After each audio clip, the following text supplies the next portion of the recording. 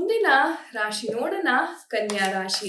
ಕನ್ಯಾ ರಾಶಿಯ ಆಗಸ್ಟ್ ತಿಂಗಳ ಟ್ಯಾರೋ ಭವಿಷ್ಯ ಯಾವ ರೀತಿ ಇರಲಿದೆ?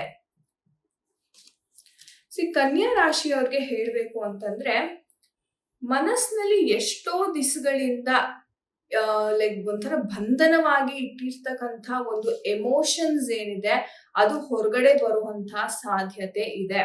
ಇಷ್ಟು ದಿವಸ ಕೆಲವ್ರಿಗೆ ಹೆದರ್ಕೊಂಡು ಅಥವಾ ನಿಮ್ಮ ಒಂದು ಮೇಲಧಿಕಾರಿ ಇರ್ಬೋದು, ಕೆಲ್ಸದ ವಿಚಾರ ಅಥವಾ ಯಾರಿಗೋ ಹೆದರ್ಕೊಂಡು ಕೆಲವೊಂದು ವಿಚಾರವನ್ನ ನಿಮ್ಮ ಮನಸ್ಸಿನಲ್ಲೇ ಇಟ್ಟು ತುಂಬಾನೇ ಕೊರಗ್ತಾ ಇದ್ರಿ.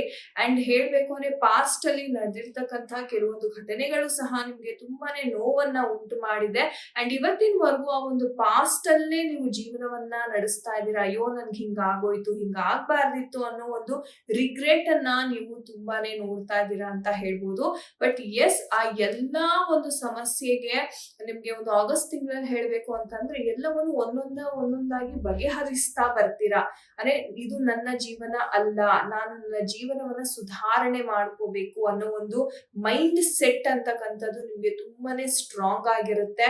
ಅಂಡ್ ಅದೇ ರೀತಿ ನೀವು ನಿಮ್ಮ ಲೈಫ್ ಅನ್ನ ಸಹ ಒಂದೊಂದೇ ಹಂತದಲ್ಲಿ ಬದಲಾವಣೆಗಳನ್ನ ಮಾಡ್ಕೋತಾ ಹೋಗ್ತೀರಾ. ಒಳ್ಳೇದಾಗ್ಲಿ ಕನ್ಯಾ ರಾಶಿ.